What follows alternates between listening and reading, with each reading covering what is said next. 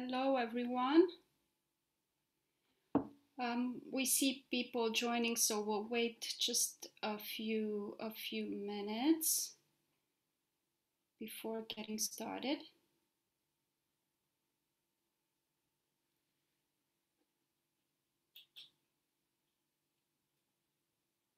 Or less than a few minutes, just a few seconds. We see people are still joining. So thank you very much for joining our RDA4EOSC webinar today. It's focusing on supporting the alignment of organizational research data management policies. My name is Timea Biro. I work for the Digital Repository of Ireland, who is involved in the RDA4EOSC initiative. So I think while people are joining, we can share a few housekeeping points to help you with the participation to today's webinar. So we are recording this session, and we will try to make it available over the upcoming days on the RDA website.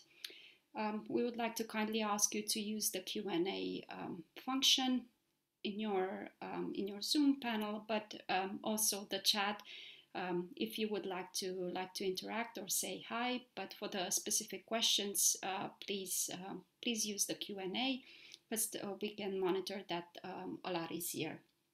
So we will start today with just a short intro to help contextualize the topic today, and then I'm going to pass the word to Joy Davidson, who's from the DCC, who's going to speak about the fair policy enhancement and recommendation work that they're doing, and then Patricia Clark will take over to speak more specifically about the research. About the Health Research Board Ireland example in terms of policy. We're going to close with a Q&A session. So again, just to help contextualize a little bit the topic, this webinar is part of a series of activities that we are organizing under the RDA4EOSC initiative, and we're looking closely at supporting organizations. So the question that we have asked and are trying to answer is, what are the areas that organizations should focus on in order to improve their engagement in the EOSC? You see on your screen a ranking that we have done with the RDA organizational members, and they themselves have identified organizational open research they management, and fair policies, and all the challenges related to that as their sort of key area that they are addressing in order to improve their engagement on the longer term in initiatives like the RDA for like the EOSC or other open research data commons initiative. So we're trying to provide a series of activities such as policy briefs and coordination webinars like the one that we're organizing now, just to help them address these challenges and work on the various aspects that are coming up. So to understand a little bit who's in the audience, we have put together a short poll. So I kindly ask you to go to menti.com, and there's the code there, so 19, 59, 15, and 56.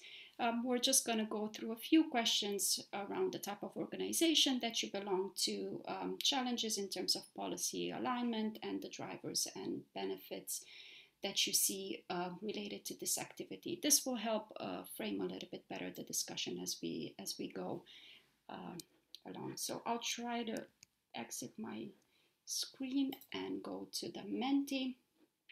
So I see there's there are already a few answers. So it would be interesting to see whether the people in the room are representing research performing organizations, research funders, maybe service providers, any government organizations, agencies, or policymakers, whether we have research funders or any private sector organization, or maybe some other category that is not covered by the options above. So we see that the majority are either research performing organizations or service providing organizations.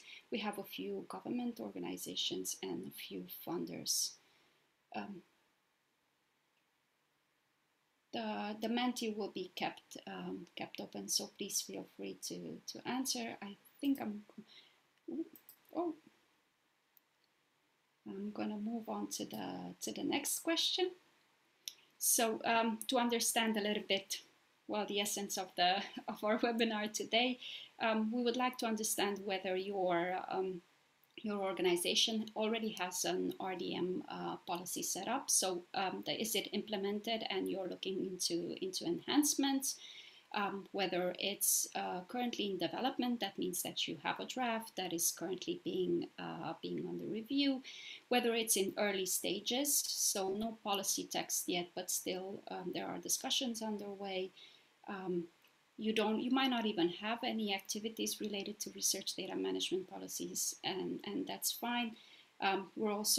There's also the option of not knowing, or maybe the question is not applicable because you're interested in the topic from a different perspective. That's perfectly fine. So we see many of you already have a policy implemented, and some of you actually are looking at the topic from a different perspective or don't know, and a few of the other options. So currently under development or in early stages, and that's a good time also to look at the alignment work. So thank you for that. Let me see if I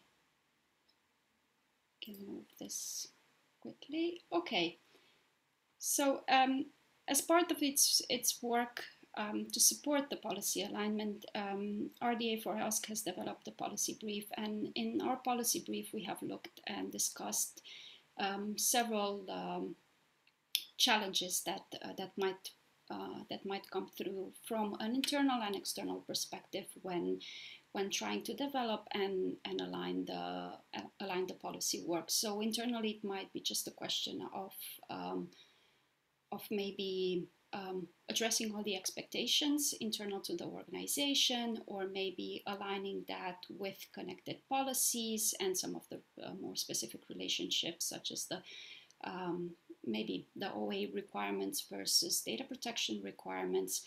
Internally, it can also be an issue of maybe unclear mandates and the need to improve communication. When we're talking externally, and I think Joy and also Patricia will cover this a little bit more in detail, there are issues with aligning policies with legislation and funder requirements.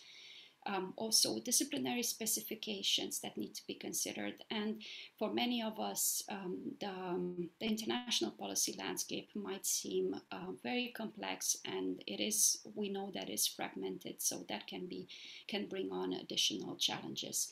So I see a lot of you see as one of the big challenges the fact that the international landscape is highly fragmented. Internally, the need to answer all the expectations seems to top in terms of priorities. I see there are also people who have identified other challenges, so please feel free to add that into the chat. We'll try to collect these sort of perspectives that are not covered in the policy brief that we have developed. So again, a clarity in terms of hierarchy of obligations and mandates and responsibilities. Thank you very much for the answers. We'll try to move on to the next question. Hopefully I won't manage to hide the results again. So let's see. Also, when looking at policy alignment, we have tried to sort of look into the drivers and the benefits that organizations might be looking at when they're performing this work. So one would be reducing the confusion, because the researchers need to have their policies and guidance presented in a harmonized way. There needs to be a clear hierarchy of obligations and responsibilities that needs to be adapted according to mandates.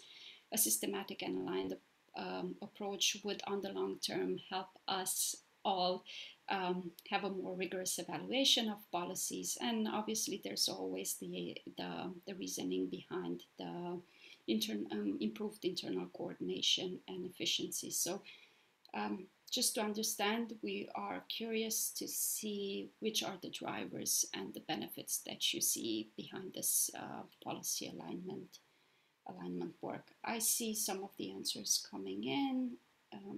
We're close to 20 answers now, and reducing confusion seems to top in terms of both benefits and drivers. The systematic and aligned use of policy components is also very, very important. We seem to rank that as a key driver and benefit. Okay, we'll leave the poll open. We'll try to use the input that you are providing in an updated version of the policy brief. So just to go back to the short intro on the policy brief.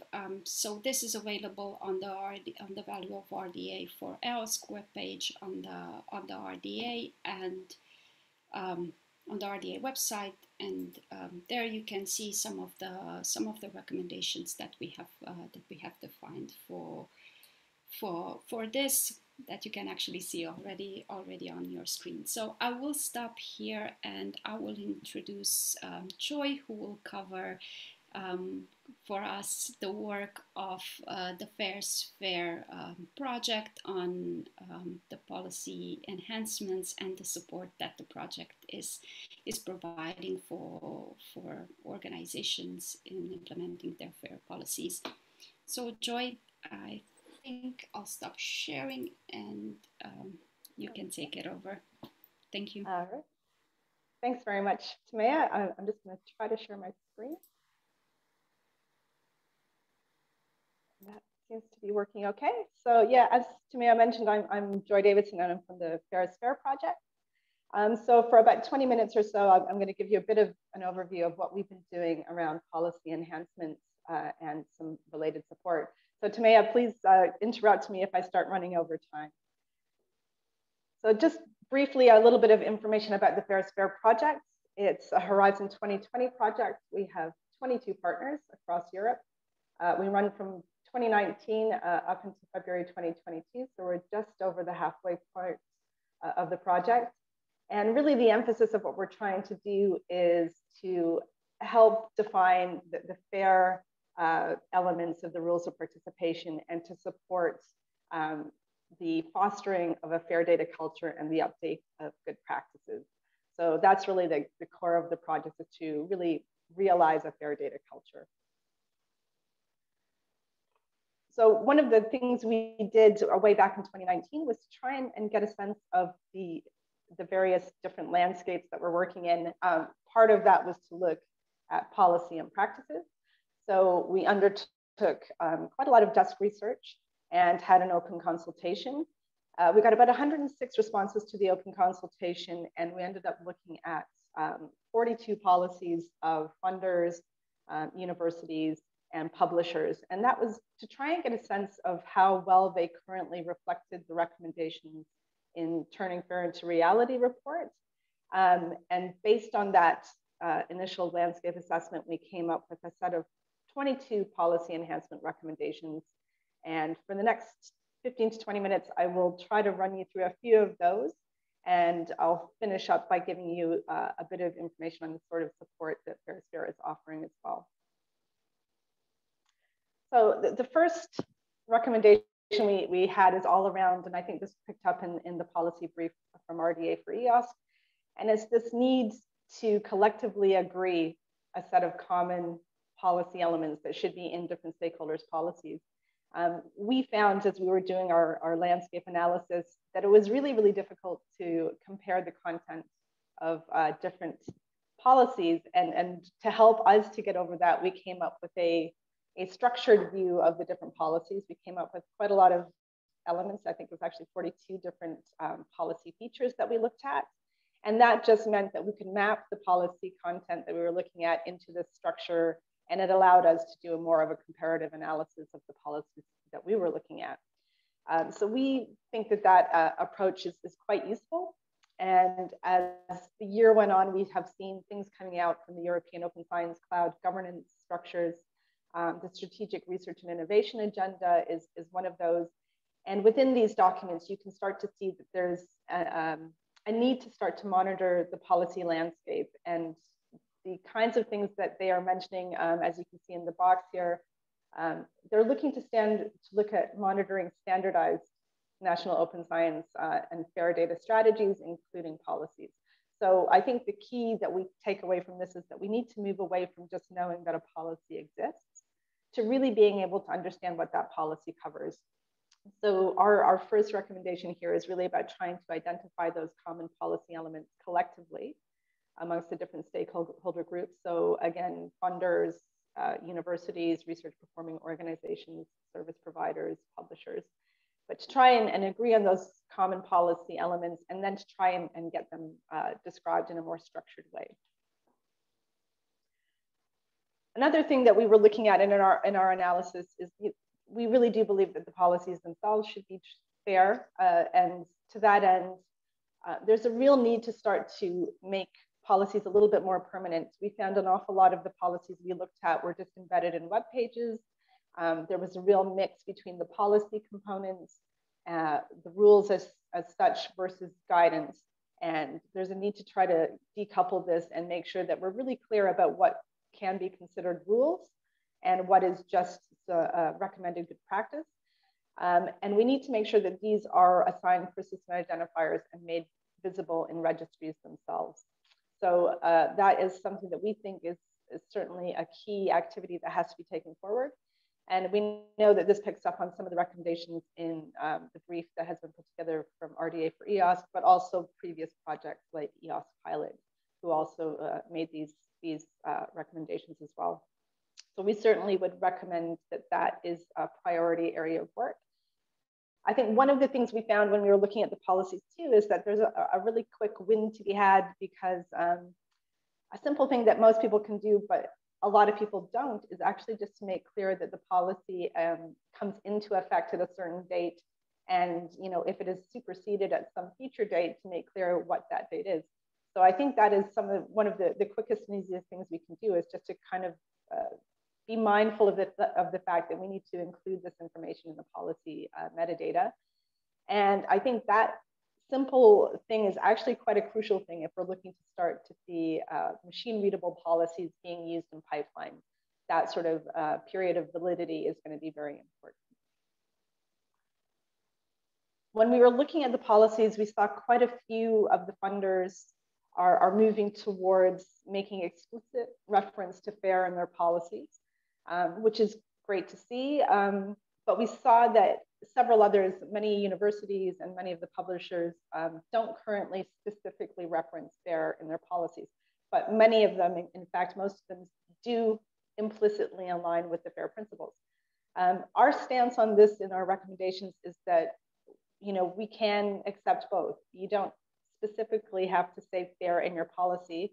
What we would rather see, instead of just having the word FAIR appear, is that there's more clarity around the expectations on research data management and sharing. And if there is, somewhere that the data has to be deposited at the end of a project, then make that clear. So we're not saying that it must say that FAIR data has to be in the policy. It can be explicit or implicit. It's really up to the organization and how committed you are to the FAIR principles. But we do stress that there needs to be greater clarity on the expectations. I think one of the other things that we have heard already in the poll this morning was the need for more discipline-specific guidance and information.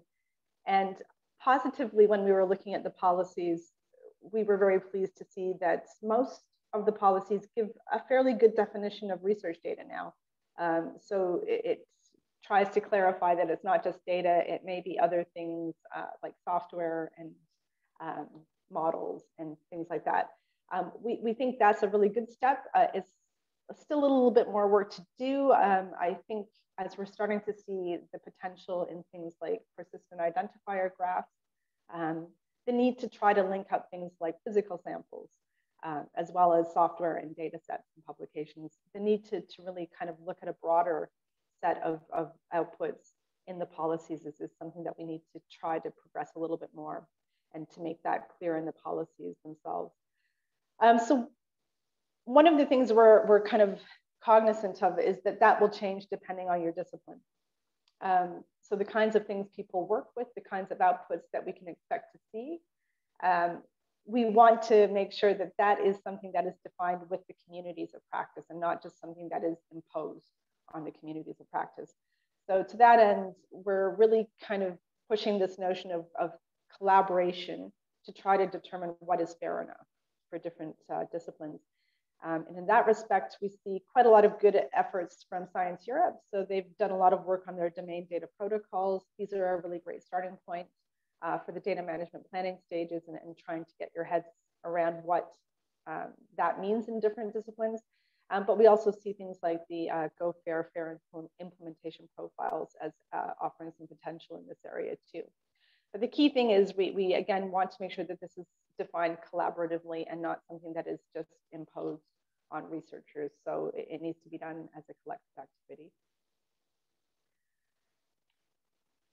We were positively delighted to see that most of the policies we looked at from all of the different stakeholders were allowing for exceptions to data sharing. So it's acknowledging the fact that not all data can be made public, that there can be good reasons for keeping data closed.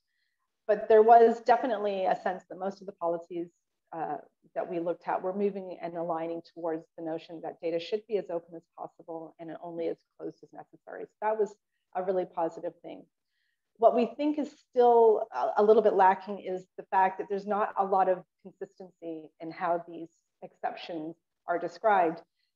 So we see in a lot of funders and publishers policies, there's a requirement to include a data availability statement in a publication.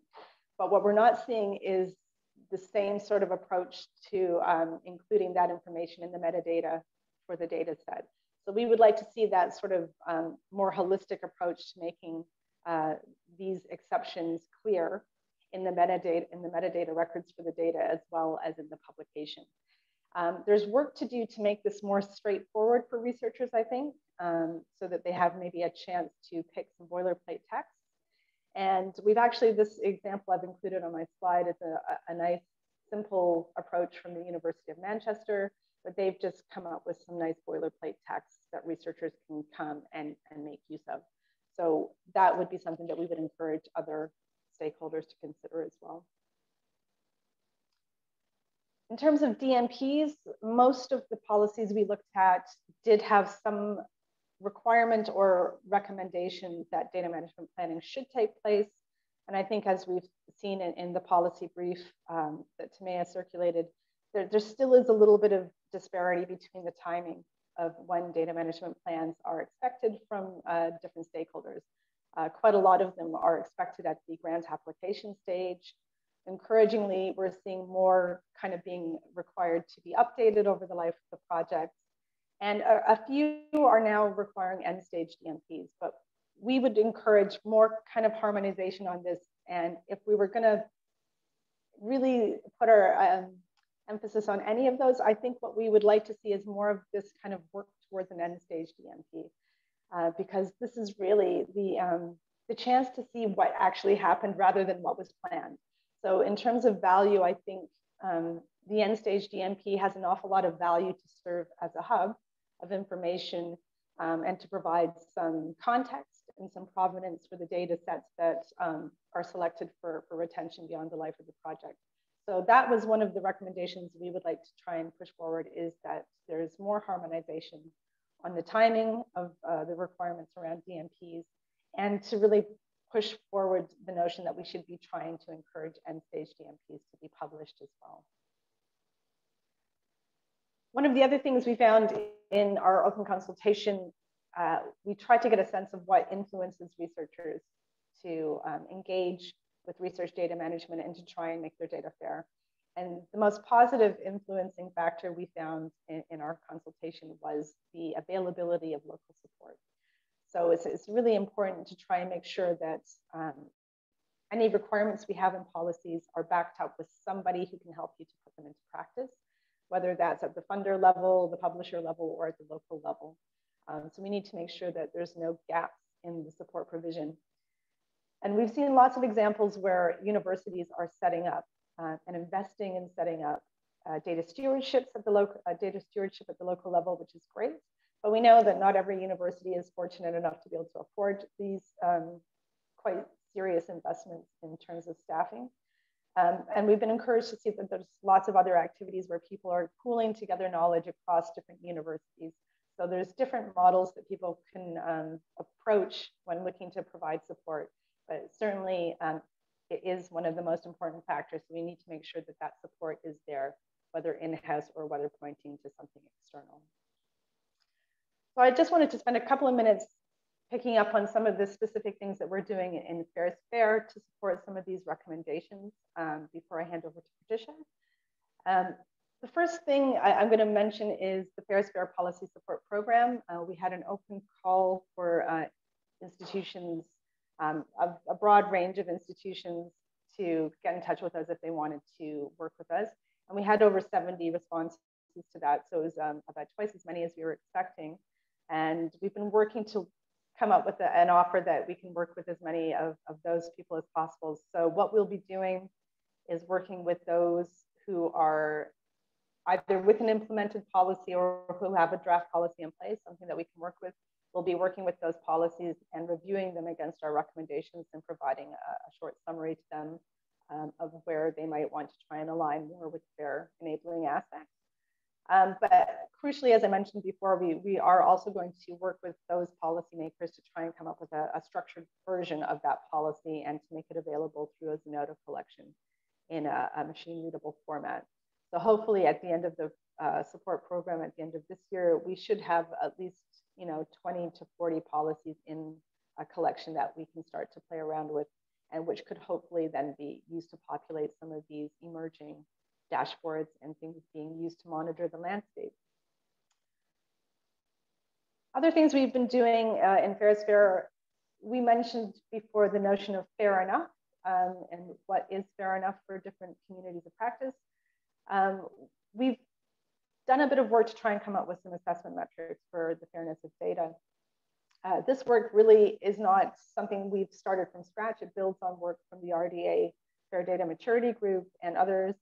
And it's a set of 17 metrics currently. It's still kind of under iterative development, so people can continue to feedback on it. But these metrics really then do help you to consider how you would start to look at the fairness of data.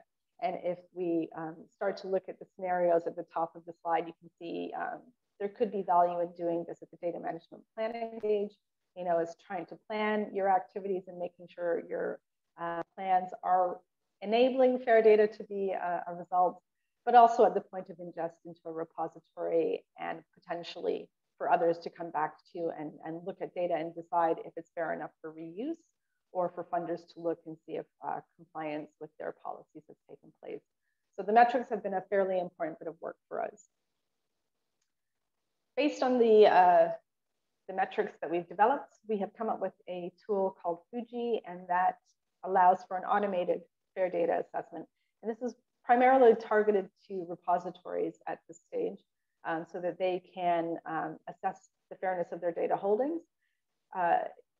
The key thing we're trying to do with the results of this fair data assessment is to steer clear of the notion of a pass-fail and to focus more on areas of improvement. So we've been doing an awful lot of work to come up with user-friendly results. And you can see on the right-hand side of the screen, a sort of human-readable version of the results. It also comes out as a JSON file, so it's machine-readable as well. Sorry, it's jumped ahead quite a bit. Let me go back here. So one of the other tools we have been working on is called FAIR Aware. And that is aimed at researchers, and it is meant to help them to get their heads around what FAIR data means in a practical sense. And this particular set of questions is 10 questions that takes about 30 minutes for people to run through. It's easy to understand, and it's meant to be a low barrier to really helping researchers to understand what FAIR means in a practical sense. And importantly, it means that hopefully if they use this before they deposit their data, they will then hopefully be able to deposit more FAIR data when they get to that stage of the research lifecycle. This is a freely available tool, as is the Fuji tool. Both are available for people to play around with and to reuse as they like. And the last thing I just wanted to pick up on here was we're doing a little bit of work to try and influence the actual skills development and curricula development.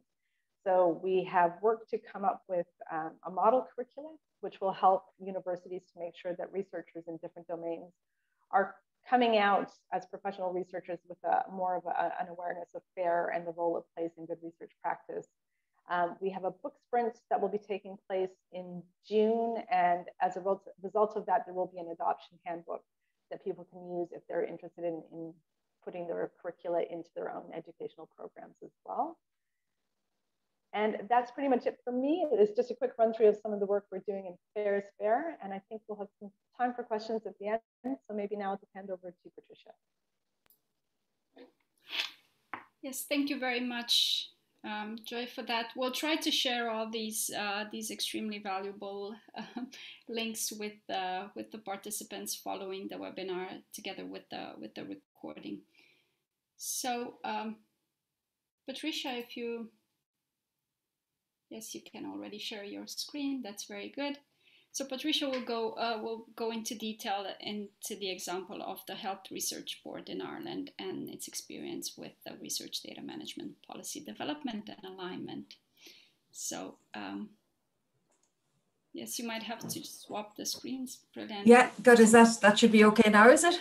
Yes. Yes. Yeah, absolutely. Thank you very much, Tamia, for the invitation to come here. And every time I hear you speak, Joy, I have a tick list of things I need to do. So I should go before you, I think. But I'm the program manager. My name's Patricia Clark. I'm the program manager at the Health Research Board. And really, I just wanted to bring you through our experience in developing and implementing a new policy for FAIR research data management and sharing at the HRB. And to look at how we've integrated data management planning within our funding processes. So the HRB is quite ambitious, and we wanted our funded research to have the greatest possible impact. So what we've done is to develop the environment. We've worked with a lot of and leveraged the sort of expertise of international partners, and looked at how we can implement practical actions to learn how things work. We've developed a policy, and we're involved in driving the national conversation here. So really just looking at our policy, first of all, this policy promotes the responsible management and sharing of research data as well as other resources. Data should be made available with as few restrictions as possible and applies to all funded HRB research where data is generated as a fundamental output of the research. And unless justification is given, we expect that all data will be made openly available. And at a minimum, data that underlies the publication should be made openly available. We do recognise, as Joy had mentioned earlier, that not all research data can be made open and that there are degrees of openness and these may vary, but the metadata should be made available. And we also believe that data stewardship is very fundamental to good research progress or good research practices. We support the principle that data should be fair in line with international best practice. and our policy applied to all calls that launched from the 1st of January 2020, and we required DMPs at 2 points post-contract. So really just looking at the DMP requirements then, as I say, we require DMPs now from all of our funded researchers. We look at them as a first deliverable post contract and at the end of grant reporting. They're required for not all grants, but nearly all of our projects, and they're specified in the call guidance documents. The DMP looks at how the data is collected, organised, stored, backed up, preserved, shared, archived and deposited. It looked at the legal, ethical requirements, the roles and responsibility for data management and stewardship, and coordination across partners. And just to say, we've also introduced a certification step so that we ask the host institutions or the research institutions to certify that the researcher has worked with a data steward or somebody who's equivalent within the institution when they're preparing their DMP. I would say that we use the DMP online, the DCC infrastructure, to make the DMP template available to our researchers. Just there are other policy clauses within our policy aligned to DMP assessment, fair budgeting, so sort of the costs that people wish to include in their budgets, how we evaluate the DMPs, how we look at the implementation of the policy, both in terms of application stage and outputs from the research itself, and then just the recognition for data sharers. I just wanted to show you an example really of the way that we've drawn on international partnerships, established tools, national discussions to bring our policy into being, I suppose, and to look at how we implement it. And just to say that this is taking place, it's a HRB policy, but it's taken place in a national and an international context. And it's informed by discussions broadly. And it's taken a lot of time for us to get to this stage. It's been very complex, but we've leaned on a number of key partners to help us to do this. And since 2014, so we started off in 2014, where we had our grant evaluation research data was considered as part of the excellence research category. And we had no research data outputs at that stage, no dedicated tools and no specific partners that we worked with or that we kind of monitored. We had a couple of key events in 2016 where we looked at an open science conference in Ireland, and we brought together the chair of the expert high-level group on the EOSC and the chair of the EU expert group on EU innovation with the heads of the funders and other institutions in Ireland to consider, you know, how they defined open research and what kind of plans and attention they would give it over the coming years. And we also kicked off a discussion on data sharing and linkage across the public sector, working particularly within my remit in the Health Research Board in the health data space. So to look at sort of administrative data and how that can be used and reused for research. In 2017, then we joined 3 key partners, I suppose, that have stayed with us over the years. Science Europe working group of research funders, the Go Fair International Office, where they've worked with upskilling some people within the higher education institutions as data stewards. So they've a common training, shared message, a mentoring scheme. And we know this is just a start to actually kick off the building the capacity for data steward. And then we worked with F1000, where we launched an open publication platform.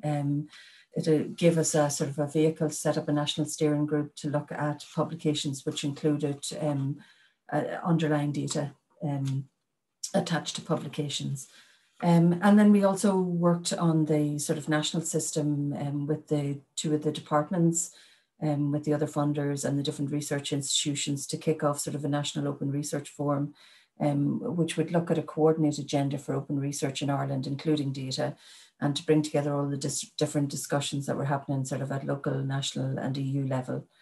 In 2019, then we moved to actually provide some internal awards from the HRB. So we funded a proof of concept for an infrastructure and data linkage and sharing and we ran our first secondary reuse data call within the HRB, and we're now on the second. But really just, I don't expect you to read this, but it just shows this sort of breadth of investment, I suppose, from the HRB perspective, and the number of discussions and partners that we have developed over the last, from 2014, 7 years. And just where we are at the moment really with all of this. And just to say that at the very top of the screen, the HRB policy on data management and sharing, I mean, that's a 2020, but this work has developed since 2014. So there's some key things in there that just we are working on at the moment.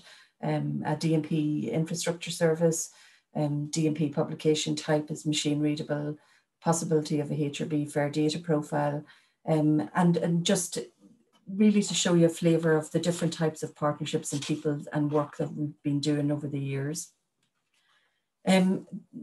Sort of drilling down really into the national level data discussions, there are a couple of key areas that we've worked with people. First of all, I mentioned the work with GoFair on developing or sort of a data stewards mentoring program. We've worked with different funders during our policy development so that we've met with them to share what we're planning, what we're doing, to check what their intentions were and whether it would be aligned or out of step with what they were planning themselves.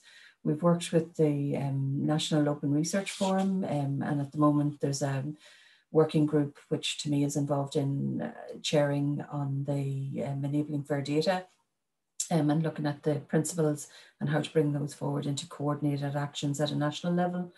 For the HRB yourself, we've worked in a number of different initiatives, and I won't go through all of these, but they're quite extensive and they're detailed on our website if anybody wants to have a look at them.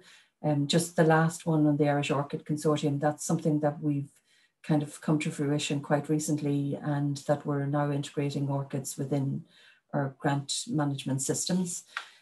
We also provide national roles for EU programs which have integrated data policies, which gives us a great insight into working and supporting different researchers who are working at an international level, and to bring that sort of EU policy and regulation and discussions into our own practices.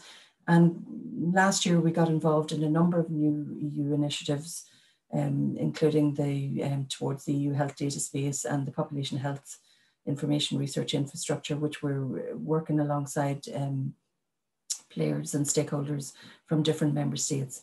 And we continue to learn a lot from lots of other players in the system, including the Fair's Fair project, GoFair, Science Europe, the DCC, F1000, and lots of other players. I just give you a very brief insight into how we actually practice what we preach. So this work is led by Dr. Annalisa Montesani in the HRB, and we looked at taking the, working with the people who were initially in the data stewardship program and provide them with very hands-on practical experience of how to use their skills in two of the schemes in the HRB, and then for us to learn about how we actually review those DMPs and how we can provide feedback and develop our processes as we go along. So I mean, this slide, I suppose, just shows the different phases really of that project. So at the grant application stage, phase one, we don't ask for DMPs, but we ask our researchers to complete a DMP outline and to look at costing for DMPs in all their applications. At phase two, we look for the DMP usually 3 or 4 months post contract. We, in the budget negotiations, we ask people to relook at their DMP costs. And then we conducted an international review to look at those DMPs that were provided under that pilot. So we're really at very early stages in this, and this cycle for this pilot will actually continue until 2025. So how do we actually do this in practice? As I say, we work closely with the support structures within the research institutions. We use a number of tools, including the Science Europe data management tool. So the DMP plan that was published in 2019, we adopted that into our policy, and I think it's written into our national principles as well. I mean, it's the aim of this guide was to promote the alignment of research data management policies and practices among research funders, research performers and other actors, and to make life easier really for researchers and for funders and for people who are reviewing DMPs. There've been a quick update of this since it's since it's been published, and it's now referenced in the annotated model grant agreement for Horizon programs, and it's used by a lot of the universities as training material. And it has spread quite far, and I think it's even in China at the moment. It's been translated into traditional Chinese language. We also work with, use the DMP online infrastructure to provide our researchers with the DMP template. It's an excellent facility, well used, well maintained, well supported, and has a wide reach nationally. And we've watched how DCC have actually worked with other players internationally, including in Finland, just with the DMP tooling Open Science initiative. We also use we've adopted the DMP assessment rubric. So this was provided quite recently as an update to the Science Europe guide. And it's 100% aligned with the Science Europe DMP template. And it can be used to sort of capture comments, ratings, provide feedback to researchers, and really to structure the whole conversation really with researchers, with panel reviewers, and with the funder providing feedback back to the data stewards and the researchers themselves. We held an international panel review in September last year, where we had people from Austria, Denmark, Finland and the UK came over to the HRB and spent a day with us talking through the DMPs we've received under the pilot. It was really insightful and fantastic to meet people in person and to get their time and expertise. And really there's lots of learning that has come out of that, really, in terms of needing to work more closely with the data stewards, sort of looking at local support, as Joy said, how to better cost how much data management and sharing actually needs within an application, and really just encouragement for data stewards really to be part of the actual research team. Again, there'll be a paper that's published on that quite shortly on HRB Open Research on our open publication platform, and I'll give a lot of details into how we did things, how we set them up, and what we found. Really just finally, in terms of how we can improve, there are a couple of things that we are actually doing. We know we need to provide more guidance for researchers, for peer reviewers, for evaluators, and just for staff internally in the HRB. And one of these areas is really around how to budget. There are other things like on IP, intellectual property right, licenses, lots of other clarity that's needed on how fair is fair enough. So there is a suite of guidance that we plan to actually develop, and we hope to do this with other partners and align to other initiatives internationally. We're also hoping to work, or planning to work, more closely with two of our partners. So with F1000 Research under the HRB Open Publication Platform, we're working at the moment with them to develop a DMP as a publication type online. And we want to work more closely with the Digital Curation Centre to provide sort of more of a supportive service for our researchers and for the institutions. We're also learning ourselves how to work better as a funder. So we have a new strategy just published, and you will see the light blue section has now elevated data within the HRB as a strategic objective. And we also have maintained our strategic objective on supporting the environment for health research in Europe. So we've organised ourselves internally, and last week we met as a HRB data group internally to look at bringing together all the HRB voices on policy, legislation, public sector data, EU discussions, our own operation of national information systems, consent discussions, and I'm due to bring a HRB Open Science plan to our board for discussion in November. And again, we continue to learn lots from other people. Just on the infrastructures and the work that we've planned on DMP management and DMP publishing, as I say, we've kind of been delayed slightly both by Brexit in terms of sharing data across international borders, and also looking at COVID, which has implications for rescheduling our funded calls, so that we received DMPs later than we had expected to receive. But we are hoping to complete contract negotiations with DCC quite shortly. And as I say, we're already working with F1000 on a machine readable DMP publication type that is aligned to RDA common standard. We also will look at how these two systems are integrated so that the workflow can be improved for researchers and we won't have to duplicate efforts across both of them. And just very finally, just to say that in looking at this presentation, we looked at sort of the RDA policy brief, and I do think that the HRB approach has matched up really to, what's kind of asked for or proposed as we under the RDA policy brief, and also on the Fair's Fair. But we have lots and lots of work to do, and quite happy to talk to people and work with people who know how to do this well. So thank you very much.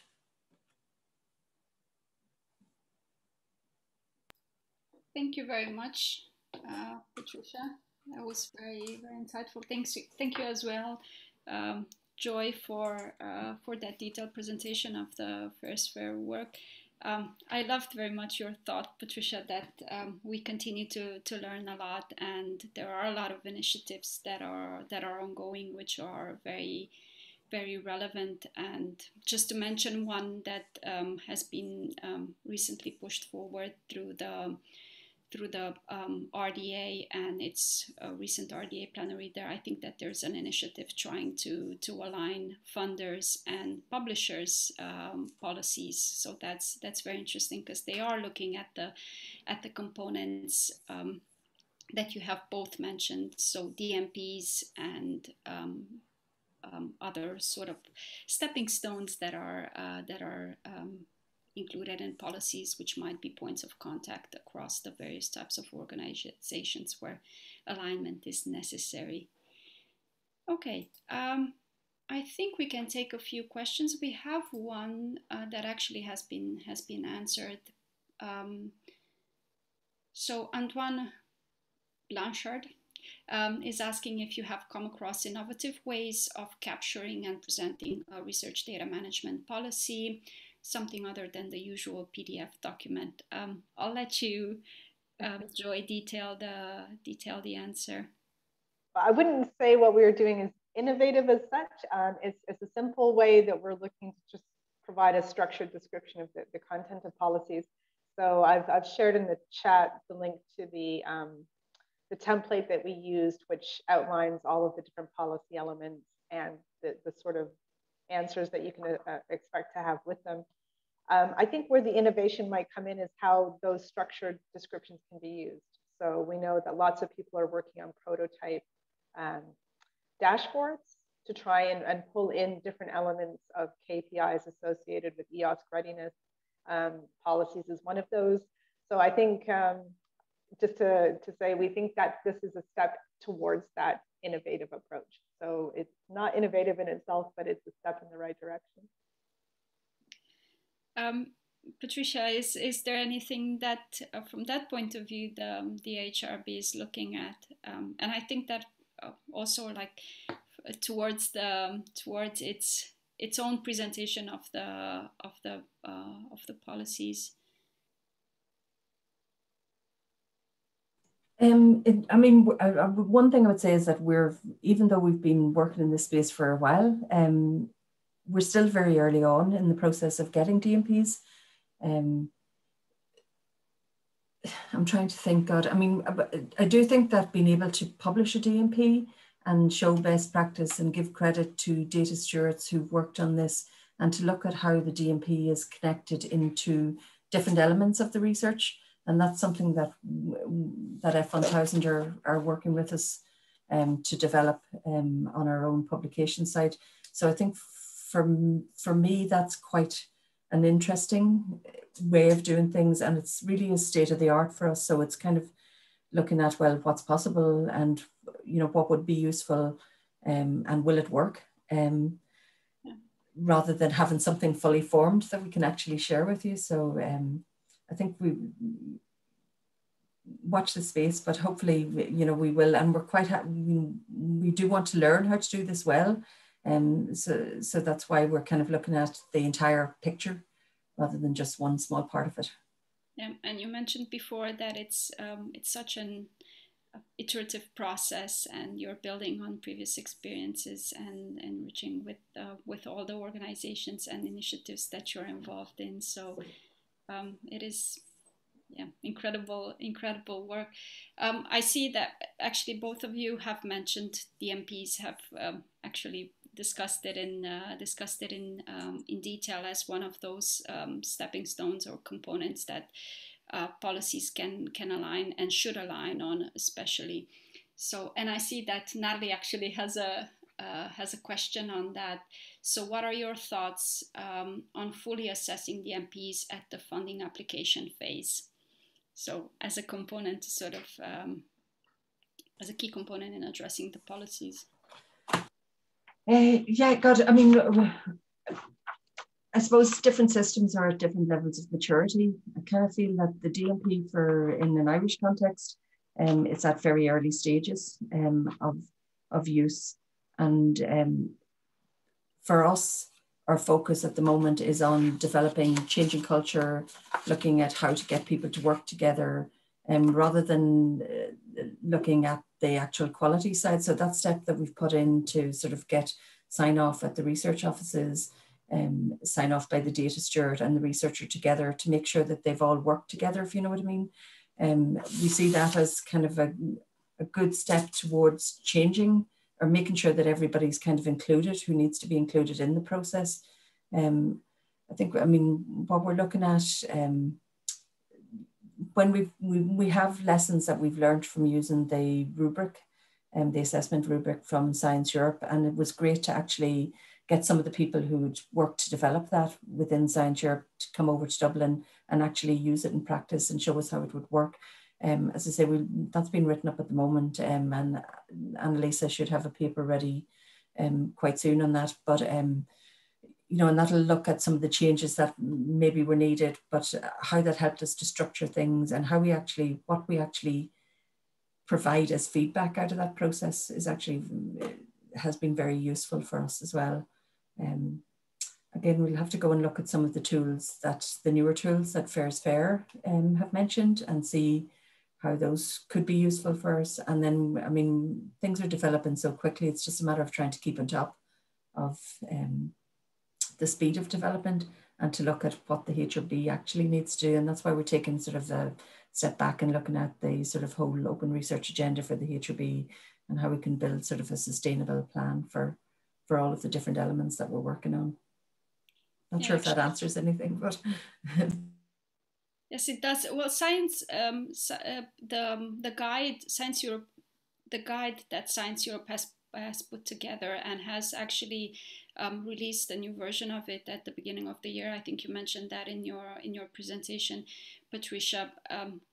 Was designed to help organizations with the alignment. So, and I think that there's also a nice overview of various use cases of how policies have been implemented and how efforts of aligning have been performed in various countries and various organizations. So possibly that can be a first go-to tool and resource that people can look at if they're if they're starting this journey. Joy, I think you wanted to say something.